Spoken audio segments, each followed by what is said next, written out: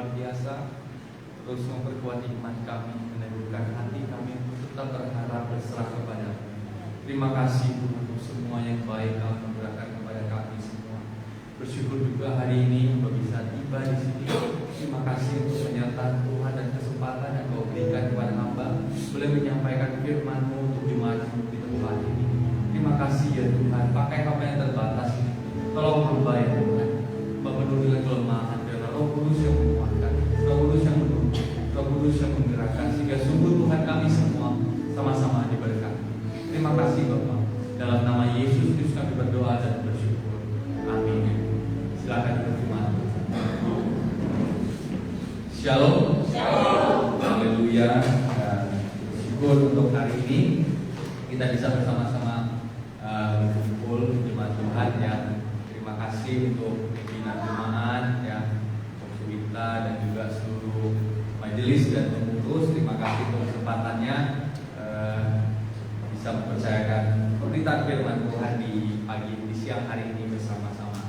Ya, hari ini saya mau memperkenalkan diri dan nama saya Daniel Lando Tambunan.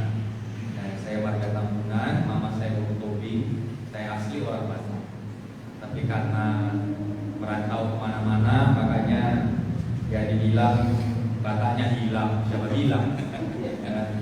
Siapa bilang? Saya masih asli Batak. Saya tidak pernah menghilangkan marga saya. Justru malah marga saya ditambahkan. Karena saya kebetulan pelayanan di gereja Chinese, jadi marga saya ditambahkan jadi Tan. Jadi kalau dipanjangkan Tan Wen Tan, sebenarnya itu ya istilah Mandarin dari Tambunan sebenarnya ya. Dari itu terima kasih Tuhan. Saya masih single, belum nikah ya. Kemudian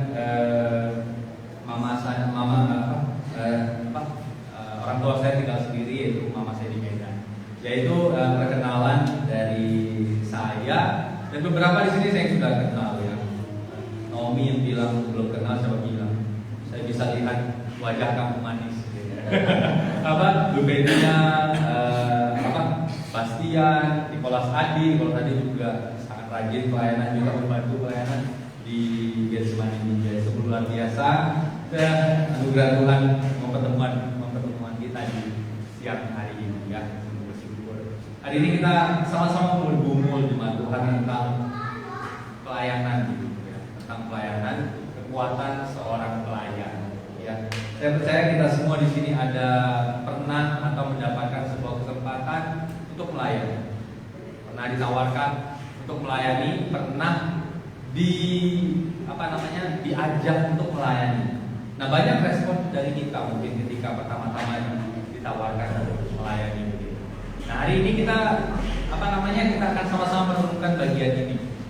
Ya. Mari kita buka Alkitab kita di dalam Yosua pasal 1 ayat 1 sampai 11 sebenarnya perikopnya. Tapi bagi kita pada siang hari kita akan membaca ayat 5 saja dulu.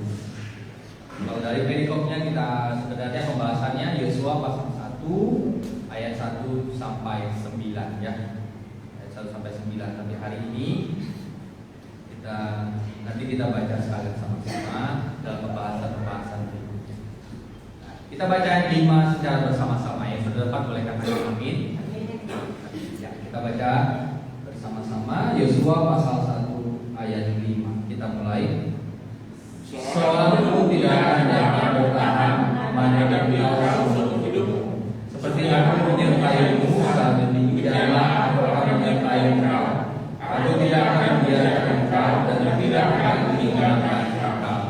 Amin. Haleluya. Nah, gimana yang kasih oleh Tuhan, tentu pelayanan itu begitu banyak tantangannya.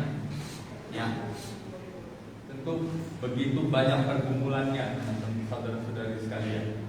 Ya, tantangan, pergumulan baik itu ada di dalam diri kita ataupun ada di luar diri kita. Ya. Di luar misalnya perbedaan pemikiran, perbedaan prinsip, perbedaan pendapat, itu tantangan semua. Ada yang ingin warna cat temboknya warna biru, ada yang ingin cat temboknya warna putih. Ada yang mau baju kostum Natal umumnya itu warna merah, ada yang mau kostum Natalnya itu warna kuning misalnya. Banyak tantangan. Akhirnya bla bla bla bla, diskusi bla bla bla. Gara-gara baju bisa sampai rapat Natal bisa sampai jam 12 malam. Gara-gara baju. Belum lagi dari dalam. Dari dalam itu adalah misalnya ketika udah begitu banyak kerjaan, satu harian jadi ibu rumah tangga, bantuin masak, nyapu rumah, ngepel, nyuci, ada kalau yang kerja gitu. Tiba-tiba kemudian halo selamat pagi, selamat siang ibu, bisa mau nggak kita mau besuk ini jam 1? Ya Tuhan, besuk jam 1, padahal aku udah mau siap-siap tidur.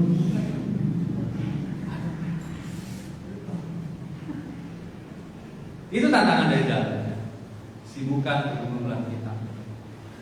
Belum lagi ada gesekan-gesekan dalam pelayanan. Ini suka ini nggak suka ini bermasalah dengan ini, pergumulan ini banyak sekali.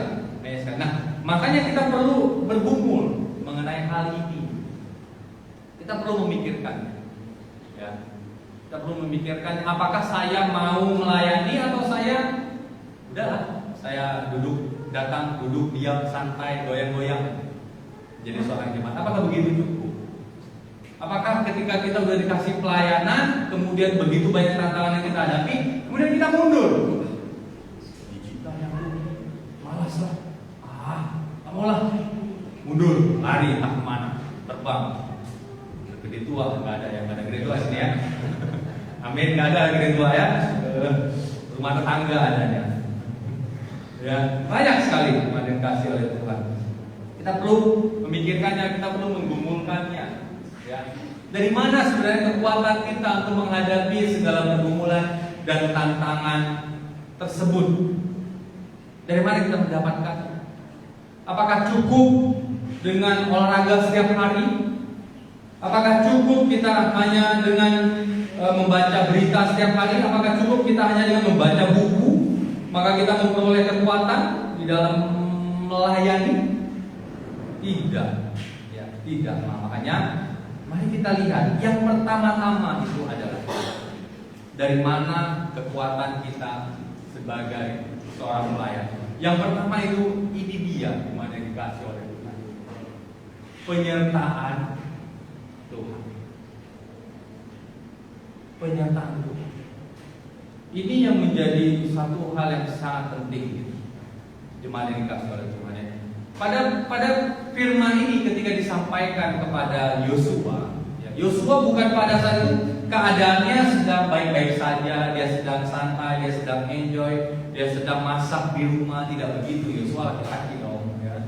Tidak begitu dia tidak sedang santai-santai, tapi ada satu pergumulan yang sedang dihadapi oleh Yosua, ya, di mana pada saat itu Musa, seorang pemimpin mereka, kita tahu ya, Musa seorang pemimpin mereka mengeluarkan mereka dari tanah Mesir itu baru saja meninggal, baru saja dipanggil oleh Tuhan. Dalam masa-masa duka ini, ya, kemudian Yosua diajak untuk Tuhan firmankan kepada dia, Yosua, kamulah yang menggantikan Musa. Ya, kamulah yang menggantikan Musa. Cuma bisa bayangkan betapa khawatirnya dia, gitu. Betapa sedihnya dia. Kok aku ya? Aku bukan orang yang cukup pengalaman. Aku bukan orang yang cukup hebat. Kenapa? Karena selama ini kan yang menasehati, yang ngasih bimbingan kepada Yosua itu adalah Musa. Yosua, kamu ikut tuh sama 12 orang mengintai ke negeri Kanaan. Good. Yosua, kamu ikut tuh dalam sidang ini, pertemuan ini. Pergi. Yosua, kamu kesana. Itu semua perintah dari Musa. Perintah dari Musa. Tapi kemudian Musa nggak ada. Belum lagi dia juga berduka begitu. Kemudian panutannya, contohnya, teladannya begitu, udah nggak ada, udah meninggal dipanggil Tuhan. Kemudian dia disuruh untuk memimpin bangsa Israel. Saudara jemaat Tuhan tahu sendiri bangsa Israel itu gimana susahnya, gimana keras kepalanya, gimana susah kalau dibilangnya. Kalau mau lihat gambarannya gampang. Coba lihat bapak-bapak orang Batak yang belum bertobat. Serius. Kalau gambarannya itu bapak-bapak orang Batak yang belum bertobat. Saya berani bilang itu karena saya orang Batak. Tulang saya, gila. Kalau diskusi berdebat, hebat kali. Maklum Raja Marhata, ya. Hebat kali. Tapi kalau udah suruh ke gereja, aduh, duluan dia jam 8 nongkrong di kedai tua baru dia. Kadang-kadang kalau ke gereja ya. Kalau dia menang mungkin baru dia ke gereja. Tapi kalau enggak ya susah kali dibilang. Kawan lain kayak gini. Ini bahkan mau ngobatin dia gitu ya, ngobatin dia. Lagi sakit gula, mau bilang saran yang obat gitu. Wih, nggak tahu lah ya. Susah kali. Ada aja jawabannya. Dangi, sama rendo. Ayo, gitu. Ya, susah gitu. Itu gambarannya kalau mau tahu bangsa Israel gimana keras kepalanya, tegak tengkuknya begitu. Ya, tegak tengkuknya. Yosua disuruh menghadapi orang-orang yang begitu. Ini gampang nggak? Enggak, susah sekali. Karena kita menghadapi manusia dengan manusia, pribadi dengan pribadi, begitu. Makanya ini menjadi sebuah pergumulan yang besar ketika Yosua disuruh menggantikan Musa. Jadi pergumulan yang besar. Tapi firman Tuhan bilang apa sama Yosua?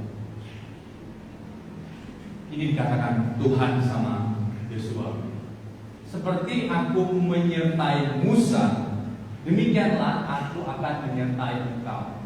Aku tidak akan membiarkan engkau dan tidak akan meninggalkan engkau. Ini poinnya. Ini poinnya. Ya. Cuma Tuhan, kita bisa lihat betapa suksesnya Musa. Betul? Berhasil mengeluarkan bangsa Israel, berhasil menuntun bangsa Israel selama 40 tahun di padang gurun, sehingga mereka ada di tepi sungai pada saat itu, sehingga mereka mau menyeberang ke Kanaan, negeri Kanaan. Itu betapa hebatnya itu Musa. Firman Tuhan ingatkan apa? Kesuksesan Musa adalah penyertaan Tuhan. Ia harus diingat. Kesuksesan Musa yang begitu hebat, tokoh yang begitu agung, begitu luar biasa, begitu berhikmat, yang membuat dia begitu adalah penyertaan Tuhan. Penyertaan Tuhan. Nah, demikian juga dengan Yosua. Diingatkan oleh firman Tuhan di sini, ditempelkan sama-sama. Seperti aku menyertai Musa, makanya dia hebat, makanya dia sukses, makanya dia berhasil, makanya dia diterima. Demikian juga aku akan menyertai engkau. Yang paling utama dari setiap kita yang melayani iman, setiap kita yang bergereja, hidup dalam persekutuan, hidup dalam komunitas, hidup dalam kelompok, ini yang perlu kita pikirkan. Supaya kita berhasil, supaya kita bisa memimpin, supaya kita bisa mengerjakan yang dipercayakan. Jangan lupa penyertaan Tuhan. Penyertaan Tuhan menjadi yang utama di dalam kehidupan kita, jemaat yang dikasihi. Bukan karena hebat, bukan karena kekuatan kita, bukan karena kecanggihan kita, kepintaran kita, enggak, serius. Enggak. Saya baru-baru ini ya, ada masuk YouTube ya. Apa? FB ya. Oke, saya nggak akan sebut ini apa. Saya nggak akan sebut namanya. Baru-baru ini kami ada satu orang teman, dia kerja di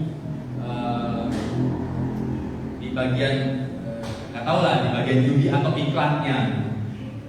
Dia di Medan, ya, di bagian judi atau iklannya Medan. Kemudian kami ketemu, kami kenal, kami ngobrol begitu, ya. Kami ngobrol, kemudian lu kerja kayak gini nggak apa-apa. Setahu saya di Indonesia nggak boleh, gitu. Walaupun ya dia bagian iklannya. Ya. Kemudian, oh nggak apa-apa bang. ini aman, kami punya backingan yang sangat kuat. Iya ya.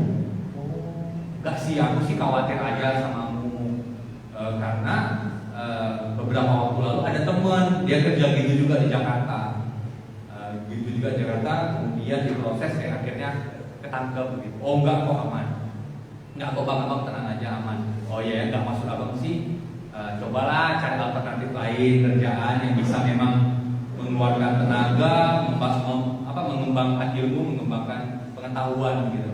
Ya bang, nanti lah lagi proses pekerjaan gitu. Ya udah oke. Ternyata 3 bulan setelah itu, 3 bulan kami setelah sharing bahwa dia punya backingan yang kuat, dia punya orang dalam yang kuat sehingga pekerjaan yang mengiklankan judi online ini tidak ketahuan, tidak diindus, tidak ditangkap. Ternyata baru-baru ini kita tahu apa? Ya, baru terjadi penggerebekan besar-besaran dan penutupan besar-besaran judi online karena backingannya yang paling besar, yang besar gila, bintang 2 ya, bintang 2 tertangkap backingannya bintang 2. Akhirnya apa? Seseorang yang diandalkan untuk membacking dia, untuk membackup dia, ditangkap. Akhirnya dia apa? Supaya gak ketangkap, dia melarikan diri ke negeri seberang. Ini kita lihat ya. Saya mau gambarkan, saya mau katakan, sehebat-hebat apapun kita, sekuat-kuat apapun kita, orang dalam, keluarga, apa bahkan pintarnya kita, tapi kalau tanpa penyertaan Tuhan, hancur, sia-sia, hilang semua dengan cepat, lenyap.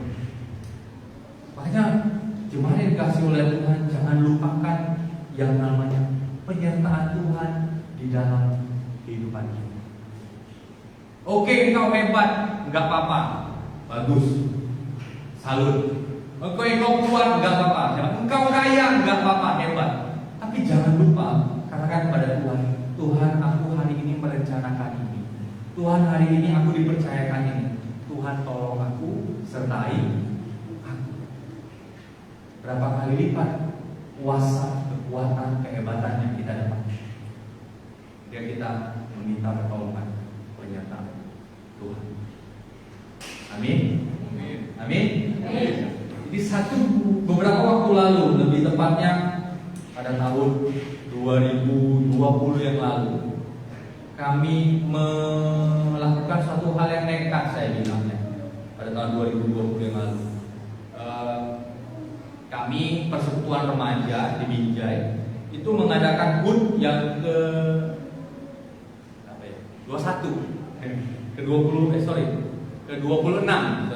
26. Nah, pada saat itu kalau kita ingat bahwa kondisinya sedang sangat kacau, ada COVID ya. Itu semua orang pada ketakutan. Tapi kami melakukan suatu hal yang nekat yang saya sendiri pun saya percaya kalau seandainya kalau kami melakukan kegiatan itu, kemudian ada satu orang yang kena, kita tahu sendiri ya kalau gereja yang sistemnya kayak metodis begitu, ya kalau ada masalah apa-apa, yakin deh, kalau misalnya ada satu aja yang kena ketika kami bikin acara ulang tahun itu, saya pasti dipindahkan. Udah bikin masalah, udah tahu sakit, bawa penyakit, masih bikin rame-rame. Tapi kami itu anugerah Tuhan, ya itu anugerah Tuhan.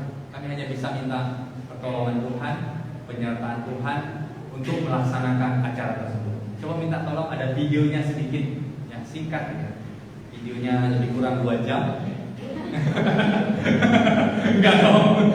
Khotbah setengah jam, video 2 jam nonton. Kayaknya belum digeser ya.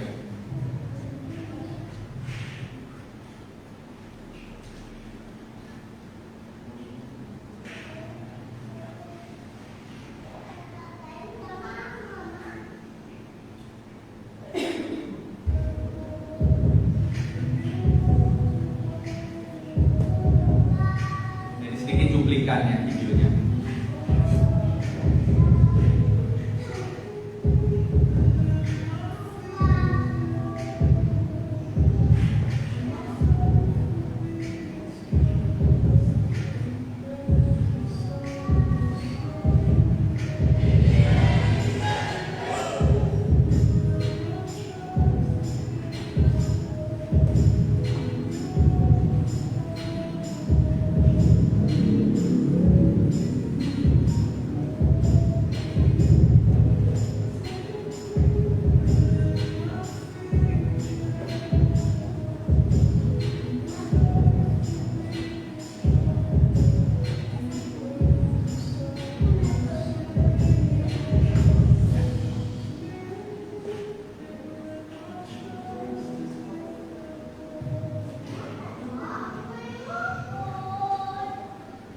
Itulah penyertaan Tuhan ya.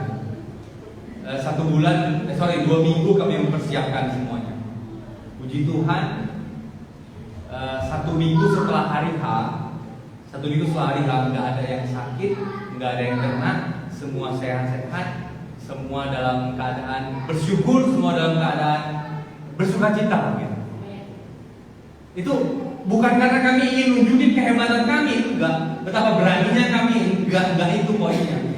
Tapi kami mau menyatakan bahwa masa sih penyertaan Tuhan mengalahkan sakit penyakit? Ya dong.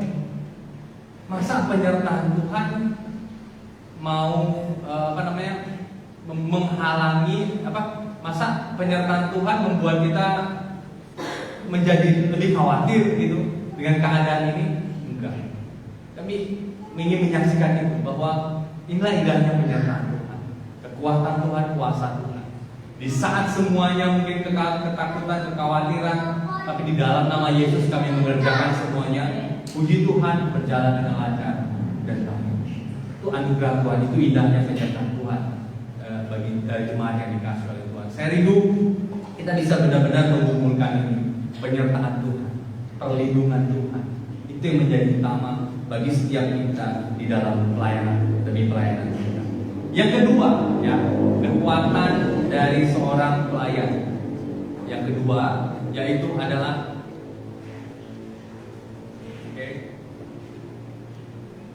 bertindak hati-hati sesuai dengan firman Tuhan. Coba kita baca bersama-sama ayat 7 sampai 8. Sama-sama kita baca. Bertindak hati-hati sesuai dengan firman Tuhan. Yang sudah dapat katakan amin. Haleluya. Yuk kita baca sama-sama Yosua pasal 1 ayat 7 sampai 8. Kita mulai. Hanya kuatkan dan teguhkanlah hatimu dengan sungguh-sungguh, bertindaklah hati-hati sesuai dengan seluruh hukum yang telah diberitakan kepadamu oleh hamba Musa. Jangan menyimpan kanan atau kiri, supaya engkau beruntung kemanapun engkau pergi. Janganlah engkau lupa berkata-kata orang ini, tetapi jangan supaya engkau hati-hati sesuai dengan segala yang ditulis di dalamnya. Sebab dengan demikian perjalanan akan berhasil dan engkau akan beruntung. Haleluya. Haleluya. Jadi penyertaan Tuhan yang pertama tadi, jangan lupa, dan yang kedua itu adalah bertindak hati-hati sesuai dengan firman Tuhan. Ya, di sini bertindak hati-hati. Kenapa kita harus bertindak hati-hati? Ya, kenapa kita harus bertindak hati-hati? Karena kita tahu sendiri ya, kalau di dalam kelompok, di dalam lingkungan kita bisa tahu semua orang boleh rambutnya putih, tapi hati tidak ada yang tahu. Ya, seseorang rambutnya boleh hitam ataupun pirang juga boleh. Sekarang kan ibu-ibu pirang, pirang juga boleh, putih juga boleh ya. Semua boleh kayak gitu, tapi hati nggak ada yang tahu. Nggak ada yang tahu. Ya. Ini menjadi sebuah pergumulan begitu, menjadi pergumulan kita sama-sama jemaat Tuhan. Kenapa kita perlu bertindak hati-hati sesuai dengan firman Tuhan? Karena rancangan manusia itu banyak sekali, bermacam-macam. Kepentingan manusia banyak sekali, macam-macam sekali, bermacam-macam. Kita nggak tahu dan terhitung gitu. Nah makanya supaya menuntun kita, supaya bertindak benar, berpikir benar, yaitu harus sesuai dengan firman Tuhan. Ya. Harus sesuai dengan firman Tuhan. Hati kita gampang berubah gitu. Hari ini kita bisa katakan, aduh Tuhan, aku mau melayani-Mu. Tapi rupanya tahun depan, Tuhan, aku mau melayani majelis-Mu. Tapi rupanya tahun depan, Tuhan, aku mau melayani ketua sinodeku gitu. Berubah-ubah begitu. Berubah-ubah berdasarkan kepentingan waktu dan tempat dan pemikiran. Banyak begitu. Banyak. Tuhan, aku mau melayani-Mu dengan tulus hati, walaupun tanpa biaya, walaupun tanpa persembahan begitu. Tahun depan, aduh Tuhan, aku mau melayani-Mu, tapi ongkos becaku 20.000, mahal kali Tuhan, sanggup aku. Bisa belok-belok, itu hati manusia, bisa belok-belok.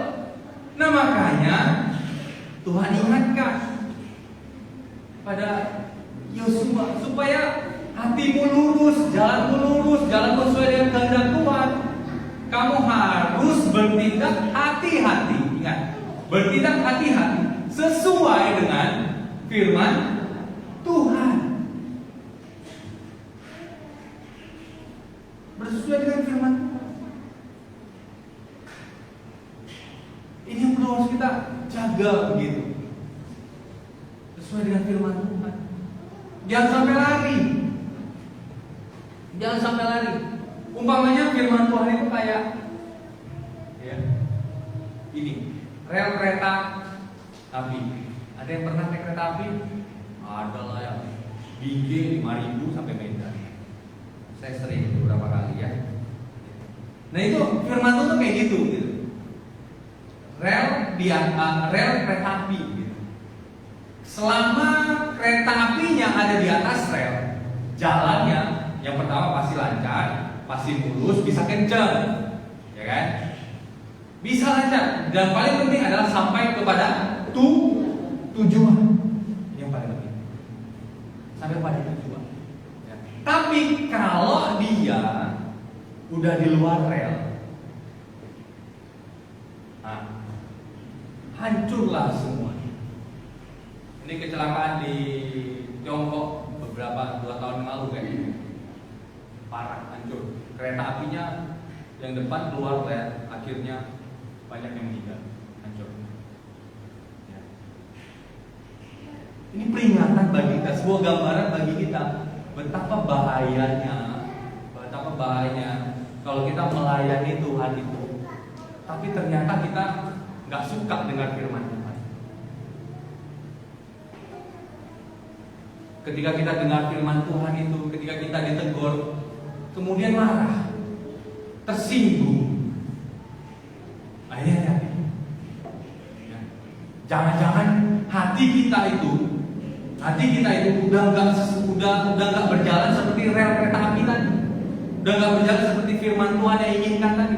Jangan-jangan gitu, jangan-jangan.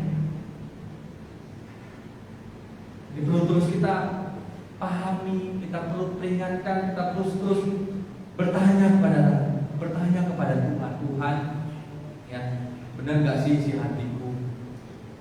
Perlu kita bertanya, Tuhan benar nggak sih motivasiku untuk melayani? Tolong aku Tuhan, kalau aku salah, luruskan aku, tegur aku, ingatkan aku. Sayang sekali gitu, kalau kita ternyata udah luar biasa hebatnya pelayanan begitu, luar biasa canggihnya pelayanan kita begitu, luar biasa canggihnya. Tapi ternyata hati kita nggak sesuai dengan firman Tuhan. Sayang sekali, bukan harus begini kejadiannya. Hancur semua yang udah kita bangun, yang kita pikirkan, yang udah kita kerjakan, hancur semua. Sayang sekali. Sayang sekali Tuhan kita seperti Tuhan. Ya. Makanya coba dikasih oleh Tuhan, kita perlu terus berpikir begitu, merenungkan selalu firman Tuhan di dalam kehidupan kita. Kita terus berrema gitu ya, dalam hati kita, dalam pikiran kita. Tuhan, benar gak hatiku ya, benar gak apa yang sudah kupikirkan, benar gak apa yang sudah kulakukan, sesuai gak dengan kehendak-Mu Tuhan. Ini perlu kita terus renungkan di mana dikasih oleh Tuhan. Perlu kita terus renungkan. Bagaimana supaya kita bisa bertindak hati-hati sesuai dengan firman. Ya. Bagaimana tandanya? Ya. Bagaimana tandanya kalau seseorang itu di dalam pikirannya adalah firman Tuhan? Bagaimana tandanya? Ada yang tahu? Ada yang tahu? Bagaimana tandanya kalau saya sebagai cuantau, ini adalah seorang cuantau yang benar-benar memahami firman Tuhan. Apa yang saya katakan adalah firman Tuhan. Bagaimana tandanya? Bagaimana tanda? Apa jangan-jangan cuantau kayak gini hanya hari Minggu aja? Betul, lebih lupa. Lebih detailnya lagi adalah, ya, oke, ini dia. Lebih detailnya lagi, refleksi. Bagaimana tandanya kalau saya itu benar-benar menguasai firman Tuhan? Hati saya dipenuhi oleh firman Tuhan. Kata-kata seperti apa yang kita ucapkan setiap hari? Coba kita pikirkan. Kata-kata seperti apa? Apakah berkat atau kutuk yang sering kita ucapkan? Dasar nih anakku, nggak punya otak, Pak. Waduh, jadilah nggak punya otak anaknya, dipukuli terus. Udah kata-katanya nggak keluar berkat, tindakannya apalagi, ya kan? Waduh.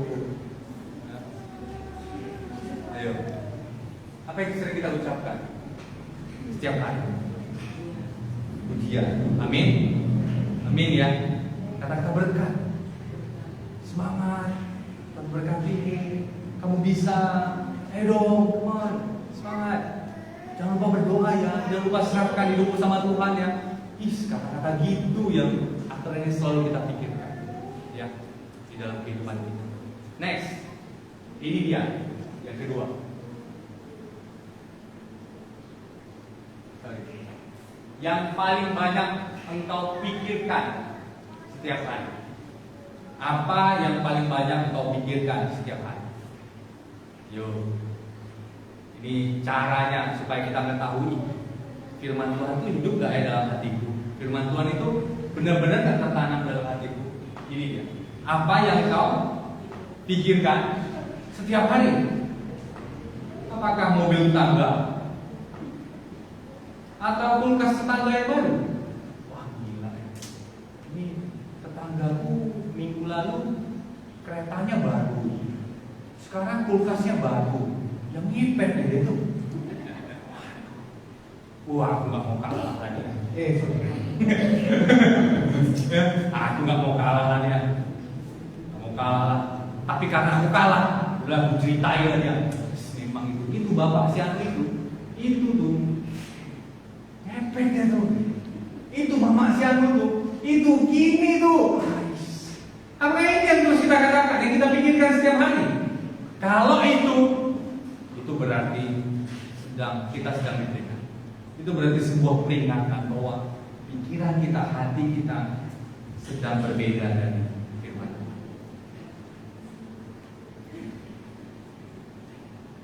Sedang berbeda.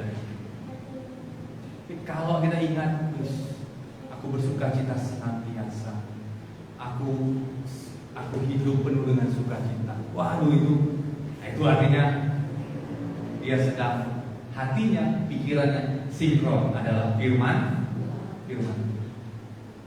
Saya ada beberapa contoh sederhana, ya, beberapa contoh sederhana refleksi dari kehidupan firman Tuhan. Ya, ada beberapa hal yang sering saya katakan setiap hari, nggak setiap hari lah, pokoknya kalau lagi galau gitu, kalau lagi kesel gitu, saya sering mengatakan ini. Saya bahagia melihat orang lain bahagia.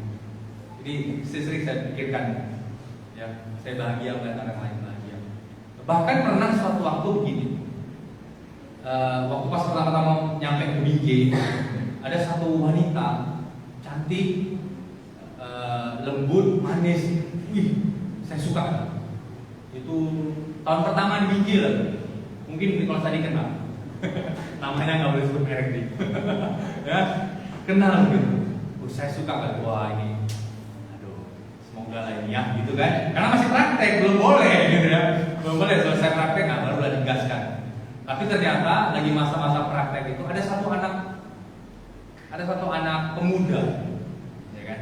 Ada satu anak pemuda, dia sharing sama saya. Contoh, aku suka loh sama dia.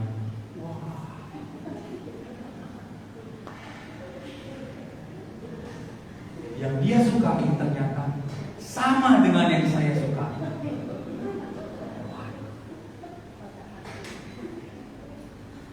Saudara bisa bayangkan senyum-senyum yang gak senang?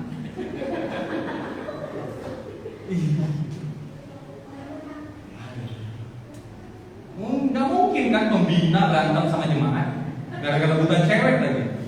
Ayo. Akhirnya ya satu hal yang bisa buat saya, ya udahlah. Ya ini gitu, saya bahagia melihat orang lain bahagia. Bahkan kalau saya nongkrong sama pasangan, ini pasangan, saya masih sendiri. Kemudian saya disuruh motoin mereka, yang saya hilangin. Saya bahagia melihat orang lain bahagia. Kira-kira menurut jemaat, ini refleksi dari mana? Dari mana nih firman Tuhan yang saya dapatkan? Kira-kira menurut jemaat. Ini baru kali ini ya, khotbah kasih kuis ya teman-teman. Tenang, gak ada hadiahnya. Ya, ini saya dapatkan. Ini. Mengucap syukurlah senantiasa. Mengucap syukurlah dalam segala hal. Sebab itulah yang dikehendaki Allah dalam Kristus Yesus bagi kami. Ini saya dapatkan. Satu contoh lagi ya. Refleksi sederhana dari firman Tuhan. Lakukan hal yang ingin orang lain lakukan kepadamu. Ya. Ini dorongan bagi saya kalau saya ucapin gitu, kalau saya pikirkan dorongan bagi saya, udah lakukan aja, udah kerjakan aja, sebisa mungkin lakukan yang terbaik, sebisa mungkin walaupun nggak suka, tapi udah lakukan aja. Karena kalau orang lain lakukan itu pada saya, enak juga gitu. Bersyukur sekali gitu kalau ada orang lain bisa lakukan itu, bisa mengerjakan apa yang saya yang disuruhnya gitu. Ini sebuah dorongan bagi saya untuk mengerjakan segala sesuatu sebaik mungkin semampu saya. Ini kata-kata yang selalu saya ingat. Kata-kata ini. Menurut jemaat, ini dapat dari mana? Nah, ini nih apa? Kopi kenangan? Oh enggak. Canda ya. Jangan bahaya. Oke. Dari mana? Dari sini. Segala bilang. Ya kita tunggu apa? Ini kayaknya saya goyang-goyang. Enggak ya. Oke, coba kita buka itu tadi di dalam Matius pasal 7 ayat 12. Coba kita buka. Udah? Oh ya. Nah. Oke, kita baca sama-sama ya. Ya. Segala sesuatu yang kamu kehendaki supaya orang lain berbuat kepadamu, perbuatlah demikian juga kepada mereka. Itulah isi seluruh hukum Taurat dan kitab para nabi. Matius 7 ayat 12. Ini refleksi sederhana apa yang saya pikirkan dari firman Tuhan yang saya dapatkan. Di mana yang dikasih oleh Tuhan, saya rindu kita sama-sama menggumulkan ini. Ya, bertindak hati-hati sesuai dengan firman Tuhan. Bertindak hati-hati bukan untuk nama baikmu supaya kelihatan baik. Ya, bukan untuk itu. Bertindak hati-hati bukan untuk supaya orang lain menjaga perasaan orang lain. Bukan itu. Menjaga perasaan orang lain bagus. Tapi kalau gara-gara kita menjaga perasaan orang lain melakukan dosa, itu untuk apa? Gitu. Ya, bertindak hati-hati sesuai dengan firman Tuhan. Ini poin yang kedua. Supaya bagi kita semua di sini boleh semangat dalam melayani, boleh semangat hidup bergereja, boleh terus bersatu dalam persekutuan di dalam gereja ini.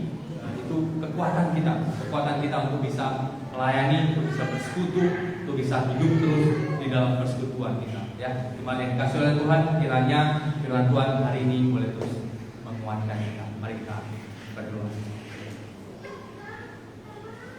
Ya Bapa di dalam surga, kami bersyukur untuk firman hari ini, mengingatkan kami untuk sungguh-sungguh memahami, mengerti, menerima firman.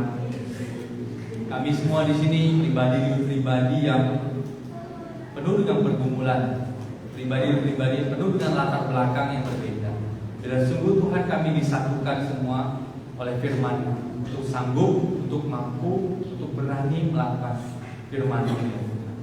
Sehingga sungguh Tuhan, pelayanan yang kami kerjakan boleh berkenan di hadapan. Terima kasih ya Bapak, terima kasih. Bapak sudah selesai menyampaikan firman. Tuhan menolong.